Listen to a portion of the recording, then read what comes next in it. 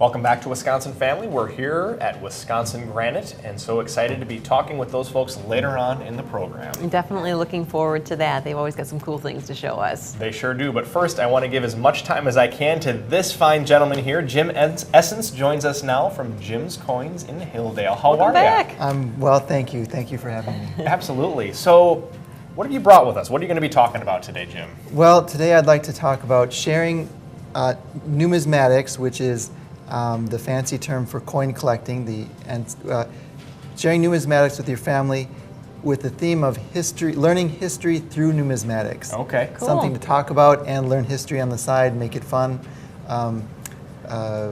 Something you could talk about, help you with school, Sure. give you some background. Do you have examples of how, do you have historical examples here that we can talk about? Some of that we these can look give a awfully history lesson? historical, yeah. Yes, definitely. So, for example, if you had this one here, which is not that expensive, you could get it for under $50 if you were interested. Okay. You could show it, and you could say to your child, "You want to see some big money?" And you could pull out this one, and you could tell them, "This is $1 from 1923. This is how big they used to be." Wow. Oh, okay, yeah. And you could say it's big money not only in size, but also you could buy, say, 10 loaves of bread in 1923 with this $1. Wow. And how many loaves of bread could you buy today? You'd be lucky, probably not even half one. of one? Right, Yeah. half, a quarter, maybe a slice in a cafe or Yeah. something, if that. So, that's something you can talk about, inflation and history. And I noticed it says on the bottom $1 silver Yeah, I dollar. was So that gonna must have notice just that. been just after a switch from a coin? Yes, yes. And another thing that you could talk about is, now this is the previous version, and that's a good segue because here you could show this to your young one Sure. and say, what looks different about this dollar? Does anything look different? It is the kind of the old style, but Well, it looks a little greener. That's Yeah, the first thing I noticed. yeah, and it doesn't Okay. say silver dollar. All right. It doesn't say Oh, in silver. silver payable to the bearer yes, on this demand. Is, this is from 1957, but do you see anything different than the usual color differentiate in the seal maybe? Oh, it's kind of a darker blue. Yes, blue, Yeah. and today's are green and Oh, black. sure. Right, sure. Okay. So this is called a silver certificate. It used to be all our money was backed by silver and gold, and I also brought some gold certificates. You can see Okay. the gold seals. Sure. Okay. And so it used to be our money, we have to have that in store to back up our money. And in 1971, Nixon did away with the gold standard, and now our Yes. money is just based completely on faith. And so that's something you can talk about with your young one. You know, it ties into history. Why are these seals different colors? These used to be backed by silver, and now they're backed by green faith, basically. I don't know if I feel as comfortable with that as I would with gold.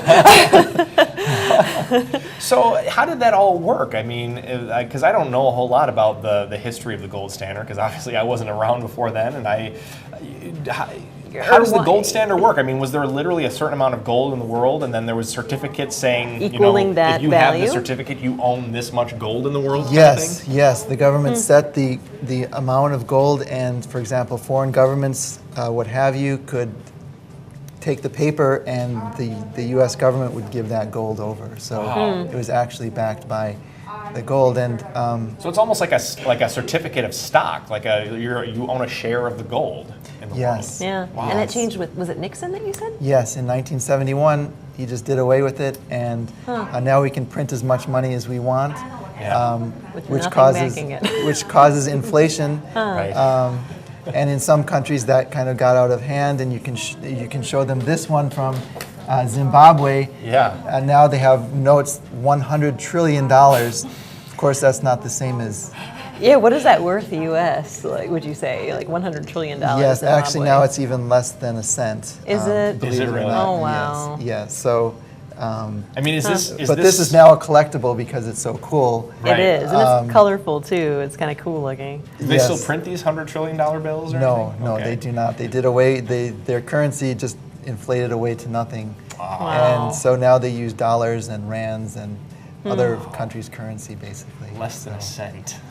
Yes. $100 trillion. But it's kind of neat to talk about, as we're talking about, you can talk about with your young one. Right. And And you have some examples of some coins here too, I see. Yes, this is a buffalo nickel. Okay. Very famous design. You can show it to your young one, and you know they would get excited about, you know, why is there an Indian? Who were the Indians? Why are they on our coinage? You know, our history. Really, what is the history of the United States? Right. You know, before Europeans were here, it was all just Native Americans. And, Right. And so. Back in the day, that used to be more common, seeing Native Americans on our coinage. Yes, yes, Yeah. yes, Wow. that's correct. Yeah, when did that switch over? And 1938 is when they started making the Jefferson nickel. Jefferson nickels. Yeah. Okay. Yeah. And real quick before we go, what do you have here? The State Series quarters. I think you brought that with you in the past. A few but- times, yes. Always good to learn geography as well as Right. history with the state quarters, and so you can, with the map, open it up and they can learn geography as well. It's a good way for a kid to get started in coin collecting. Yes. I would So think. much great information right here with Jim Essence from Jim's Coins in Hilldale. Thank you so much for joining us today, Jim. so Yeah, much. It thanks was a a lot for pleasure. having me. Yeah, me too. Don't go away. There's more Wisconsin Family coming up right after the break.